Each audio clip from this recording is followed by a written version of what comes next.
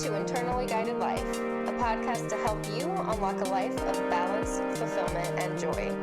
I'm Kayla Sweet, and together we are going to have fun and create change from the inside out. I'm so glad you're here.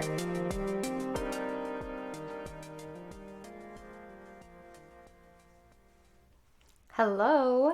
It's been a few weeks since the last podcast because I spent some time in North Carolina visiting a friend who has been in my life since like second grade. We hiked, we ate amazing food, we talked about everything and nothing. We played games, and we even went to this lantern festival, which was just so incredibly beautiful. I can't even describe it. But I came back from this trip with this just renewed sense of energy and excitement for life. Even though we stayed busy while I was with her and we did all the things, went all the places, I felt rested. I feel rested.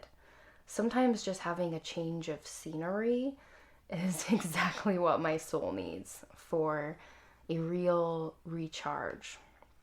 And as much as I loved my travels, I felt really excited to return home and dive back into my work and my life.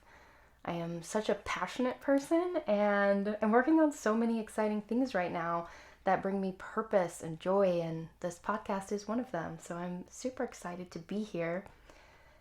But today we're going to talk about something really powerful in my life and something that's really important to people that are dealing with stress, recovering from burnout, and that is boundaries. And the reason I came back from my trip thinking about this topic of boundaries is because coming home from a vacation and feeling rested and excited to return to my life, that's not how things always were for me. There were many times in the past when returning to my life after time away was like the Sunday scaries multiplied by 1,000. So what has changed? Well, over the last 5 years or so, I've really learned to cultivate a life that I don't need to run away from, that I don't need to vacation from. And it sounds cliche, but it's true. I've struggled so much across my life with anxiety and stress and burnout, and that's part of my personal story that's brought me here, is that I burned out early in my professional career, and I had to make some dramatic life changes. I had to do some radical healing to get me to where I'm at now, being a coach that's serving women who are dealing with that high stress and dealing with that burnout, and really supporting them and empowering them to create lives that they are in love with. But something that I've seen time and again, especially with women, that adds to the stress and adds to resentment and adds to burnout is a challenge in drawing and keeping boundaries. And this is something that I've personally struggled with, and it has taken me years of practice to get to a point where I feel really solid in my boundaries within my professional life and my personal life. And it's been a huge component of creating a life that I don't need to escape from, that the vacations are just a bonus and not a survival strategy. So today, that's the topic. We're going to talk about boundaries, what a boundary is, why we struggle with boundaries, and how we can really learn to draw and keep boundaries in our lives that are really life-giving. And I was thinking about this morning as I was kind of mentally preparing to talk to everyone to start this episode. And I was thinking about how much I struggled with boundaries in my life in general and in my early career. I was always someone that really struggled to know where I ended and other people began. And that was something that I carried with me all through school, all through my early adulthood, and into my career, was this kind of compulsive desire to help people, because if their pain was in proximity to me, it seemed like it was my responsibility. It felt like any pain or challenge or problem around me meant it was mine. But I was thinking, like, what were some of the first realizations I had when I realized boundaries were a problem for me?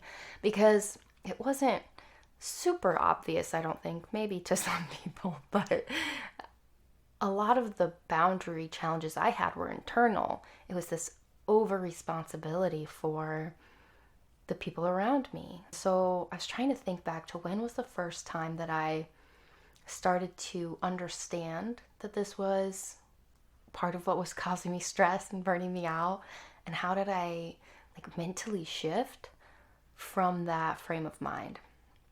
And I think it was when I was early in a leadership role, and the thought that I came to that supported me in kind of shifting that mindset was just a realization that people can ultimately take care of themselves. And it seems so simple, but I didn't always feel that way. I think I felt I was responsible for taking care of other people, and so I didn't give them the space to take care of themselves in that way. And once I really realized that people are capable of taking care of themselves and they're responsible for taking care of themselves, and that my responsibility was to empower them to do that by the things I did and the things I chose not to do, that was a big game changer for me. That was huge thought shift, that people could make this progress on their own. And it let me drop the ego a little and realize I wasn't responsible for solving everything, because it was a lot of pressure. So this is a little opening story about how a minor shift in how I thought about the people I was relating with, and how I thought about what we are and aren't responsible for. It gave me that internal permission I needed to start drawing really firm boundaries in my life and in my work. But before we keep talking about boundaries, I really want to get clear on what a boundary is. What is a boundary? So I came across a definition at some point that went something like this.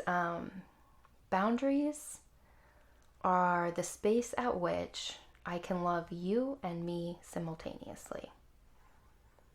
And I don't remember where this came from, but I've really adopted it into my own way of looking at the world and looking at boundaries, because I really see boundaries as just that. They are an act of love that factor in our own needs. They are spaces between us and the people we love. Boundaries are the space between ourselves and our work. Boundaries prevent resentment and ultimately allow us to create healthy and balanced dynamics between ourselves as individuals and the people around us and the work around us and the world at large. Because we have to know, even in all of the interconnectedness of life, where we end and others begin. We have to have some concept of that to be able to navigate things in a way that doesn't deplete us, that doesn't completely burn us out and wear us down. So just to make this a little bit more clear, I want to give you some examples of what boundaries are. So anytime you say no, you're drawing a boundary. Just saying no. Another example would be just not answering your phone, just just not being available all the time.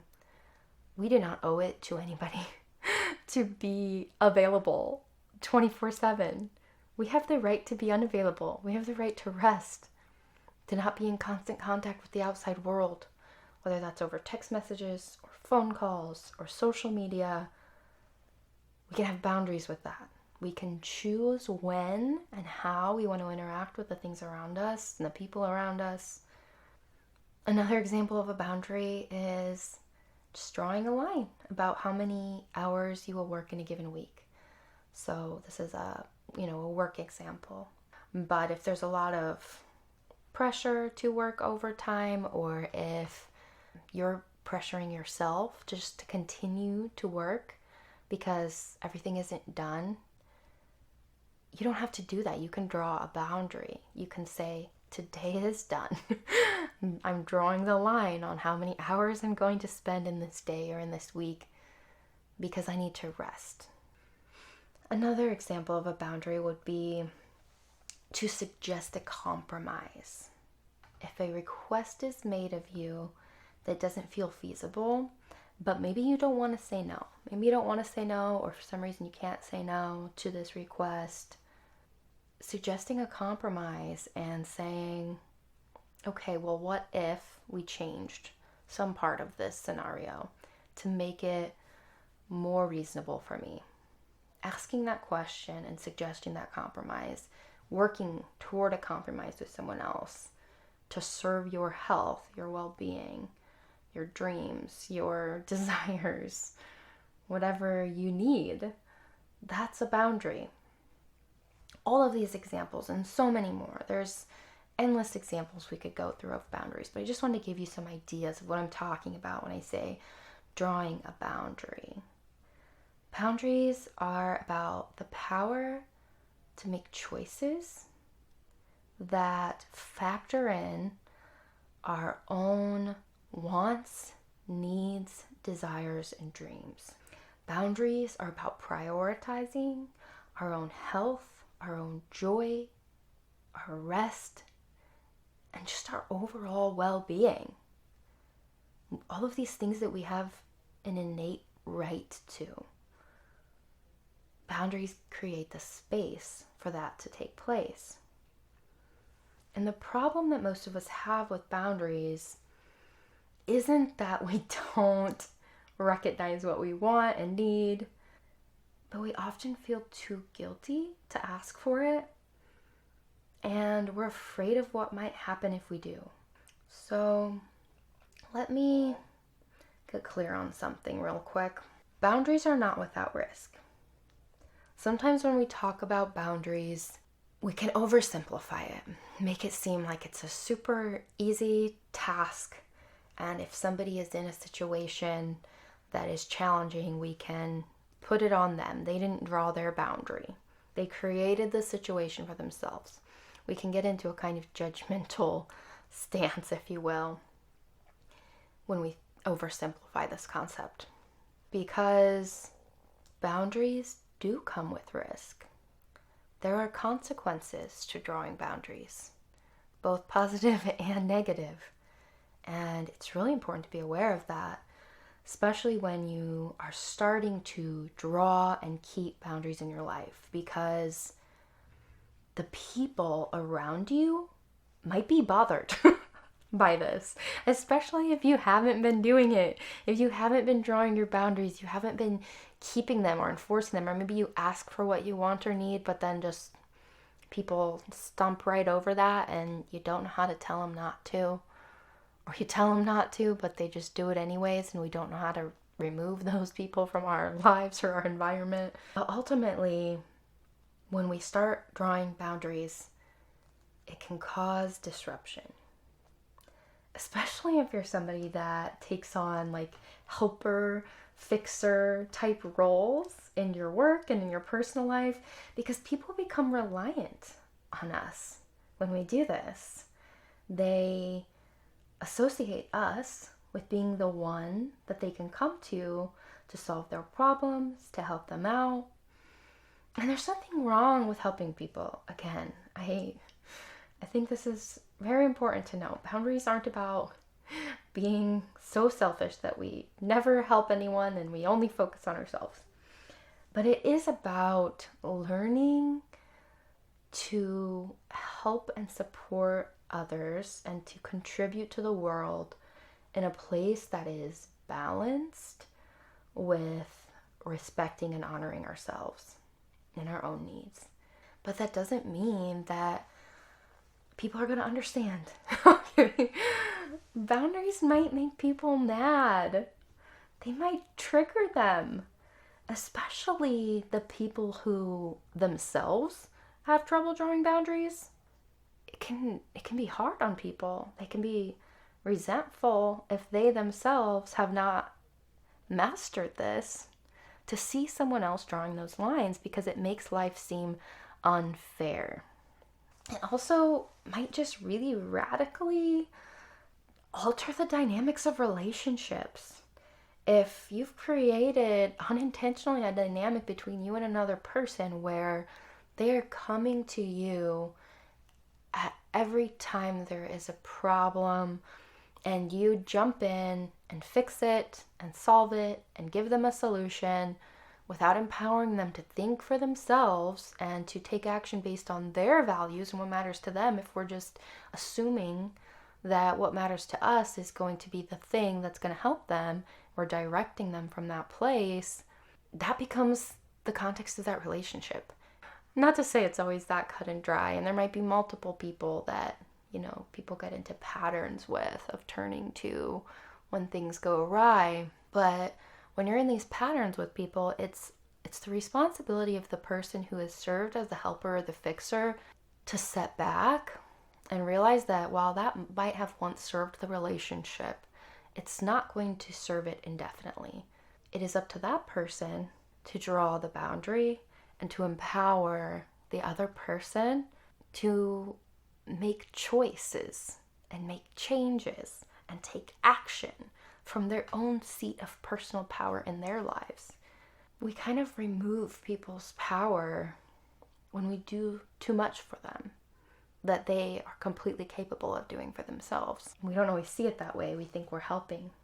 So another example, when you're starting to draw boundaries, if you're doing this at work, if you're starting to draw boundaries with your work, that might come as a surprise to your colleagues and your supervisors.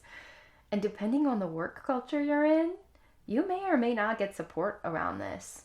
You may or may not be respected in your boundaries. In some organizations and industries, drawing boundaries can make it seem like you don't value your career progression. You're not willing to make sacrifices for the team. That's a risk. That's a very real and tangible risk.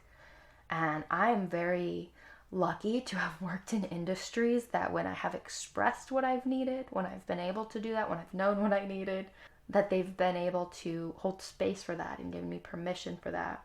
That's not the case for everyone. That's not the case in every workplace.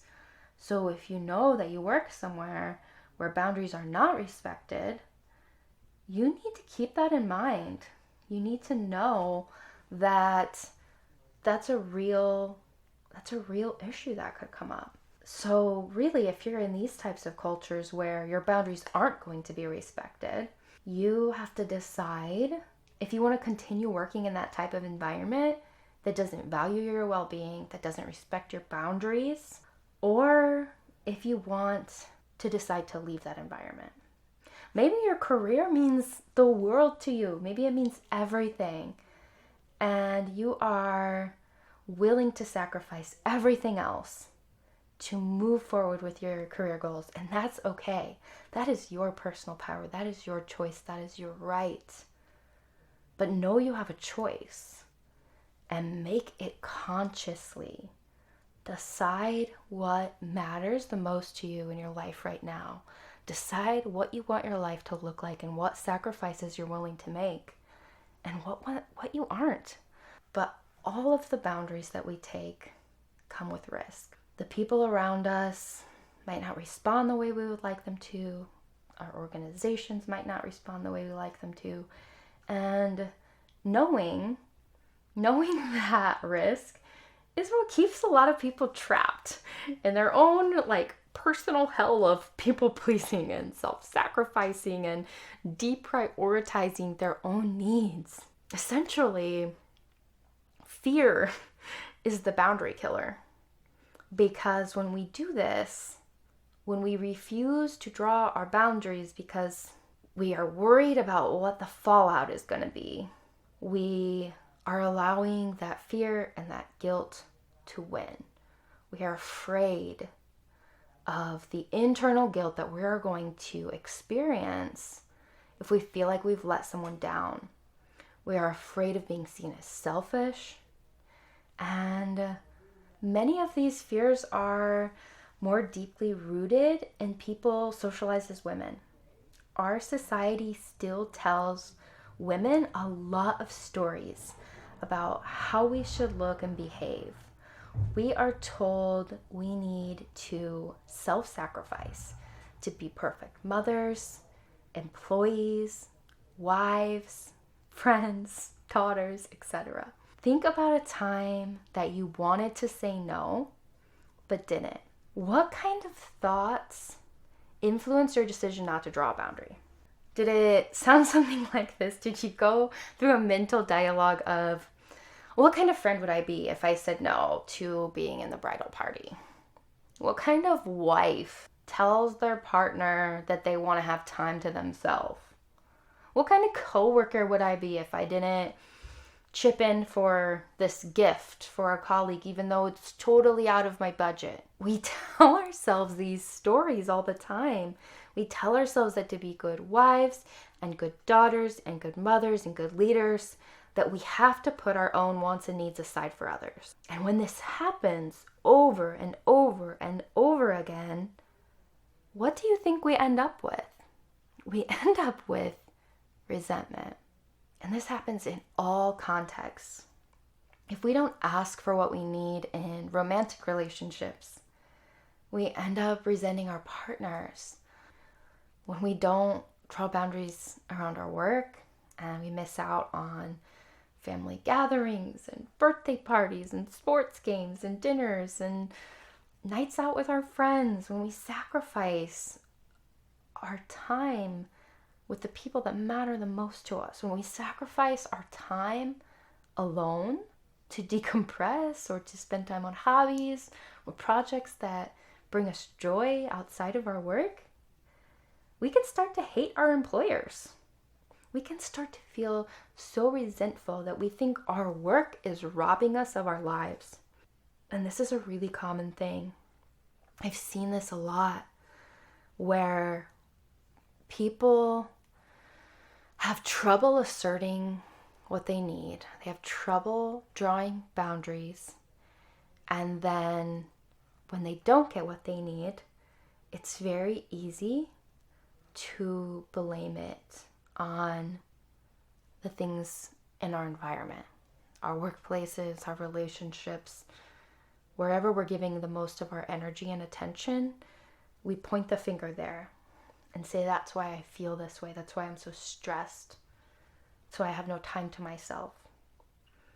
But we had a choice in the matter, a risky choice, but a choice nonetheless.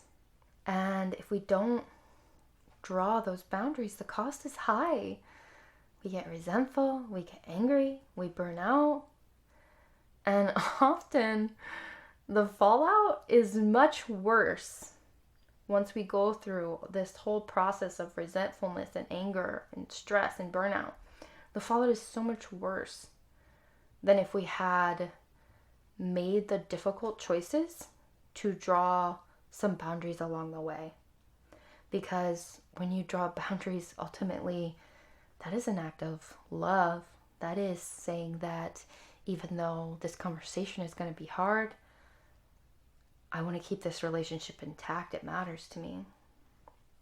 So, given all of this, thinking about all of this, how do we move beyond the guilt and the fear that are holding us back?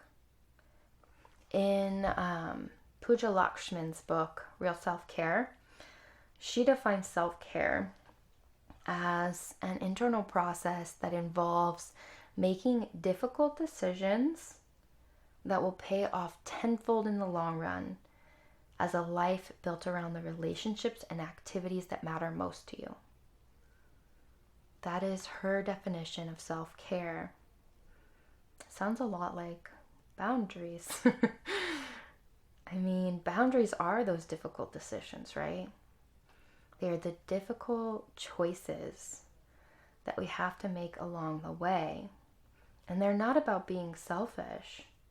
They are about prioritizing the things that matter the most so that we can cultivate a life that is meaningful and joyful. A life that we don't need to vacation from. That when we return from a weekend or a trip away, we feel excited to dive back in.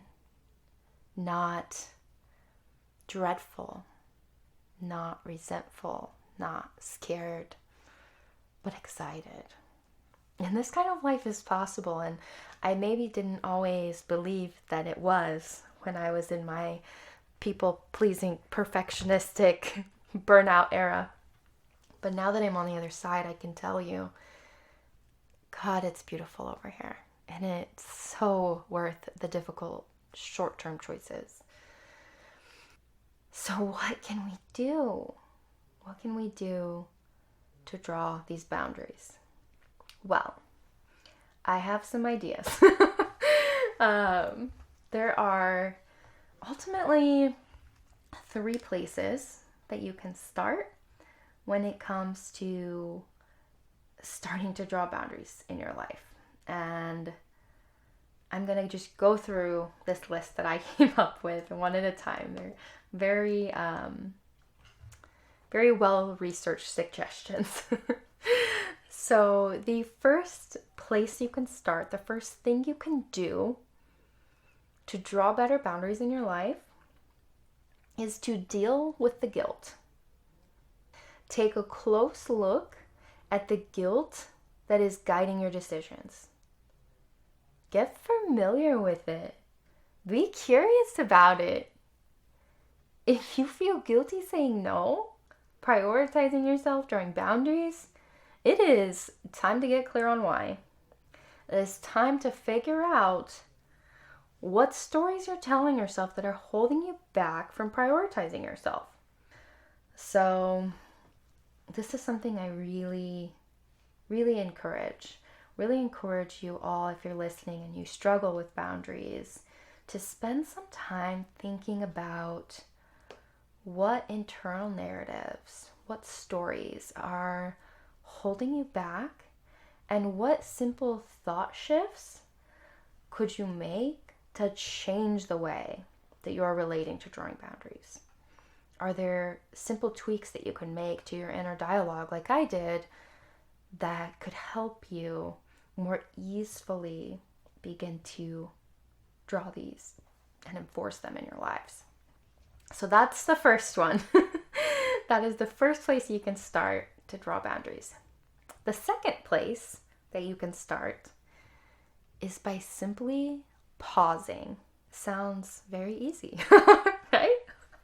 Well, maybe it's a little harder in practice, but often when we are failing to draw a boundary and we're reacting impulsively to things that people are asking of us, we are just like saying yes before we even realize that saying no was a choice. When we are in these patterns, our power and our choice really unfolds in the pause, so that we aren't impulsively or reactively saying yes, but we are taking space intentionally to think about it. I want you to try this the next time a request is made of you. So somebody asks you to do something, to help out with something, to help them, or take on a project, whatever it might be, work or home, you can use it anywhere. Take a deep breath, pause, hold your tongue. Don't let words leave. Just give yourself a second to think about the request in a few ways. There's a few questions that you can ask yourself when a request is made of you. So the first question is, Does this align with my values, goals, and priorities right now? The next question you need to ask yourself is, does the thought of saying yes excite me? And then another question you need to ask yourself is, do I have the capacity? Do I have the space in my life right now to do this thing? Or if the answer to all of these things is no, it doesn't really align with what I want right now.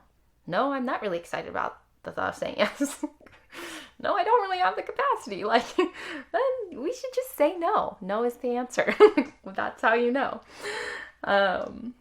So get comfortable taking a pause and really evaluating the cost before you make a commitment. All right. One more place you can start if you are ready to draw boundaries in your life. The last suggestion I have is to say no. I know, it's so incredibly simple and so incredibly hard. And you might notice a theme in all of these. If we deal with the guilt, if we take the pause, they might be leading us down the path to say no. And we've already dug into this a bit today, but I do want to just expand a little bit more. So many of us hate saying no. It is uncomfortable and we just don't like it. We don't want to do it. We've almost made our no's, when we say no, we've made that into like these little failures, these little regrets, when they should be like wins. Those should be little celebrations, little moments that we took full control of the power of choice and the power of self-love. And to be honest, saying no isn't just for us. Oftentimes, if we are not in a place, if we don't have the capacity to do something, then the most kind and loving and respectful thing that we can do for someone else is to say no. Saying no is telling the truth. Saying no is being authentic and honest and real. Get comfortable saying no. Because when you do this, your yes means more. Your integrity increases when you are honest about what you can and can't do. Besides, saying no is essentially one of three choices that we have when a request is made of us. That's right. You've got three choices. Anytime somebody makes a request of you, asks something of you. The three choices we have when something is asked of us are to say yes, say no, or negotiate. So obviously we've talked about saying no in some detail now. Sometimes we do want to say yes. Sometimes we have the capacity. Sometimes it aligns with our goals, values, priorities. Sometimes, especially with like work situations, we might not be able to say no. If you can't say no, maybe this is something you're being voluntold to do, or something that is being added to your plate. It's now part of your job description. It's just something that you don't have a choice in. That happens, right? If that's the situation, this is where the power of negotiation comes in. Negotiation means you still have choice, you still have power, you can still pause. It means that you can take the time to ask questions and come up with some kind of a compromise that will work both for you and for the person making the request. That is where your power is. Even when you can't say no, you still have power. You still have the ability to make a choice, to prioritize yourself, and to draw a boundary. So ultimately, whether you choose to say yes, no, or negotiate in any situation, the power is in the choice. And it's in recognizing that you always have one. Even when it doesn't feel like it, remind yourself, anything you do, you choose. We have choices every day, every moment, we make a choice. How we're going to show up, what we're going to say yes to, how we're going to prioritize ourselves, all of these things. Those are my 3 suggestions. If you struggle with boundaries, these are the places that you can start right now. Just to remind you, those are deal with the guilt, get down to the roots of it, why is it there? The second thing is to take a pause. Take a pause before you commit. And the third thing is to just say no, okay? Say no. It's okay if you're able to. And if you can't, negotiate. Well, that is all I have for you, my friends. So, go out there and draw some boundaries. I will talk to you soon, my friends. Bye.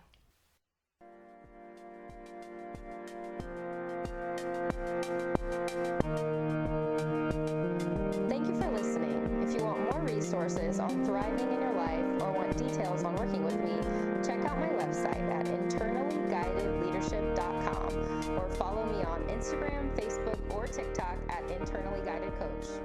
Be gentle with yourselves out there, and I'll talk to you next time.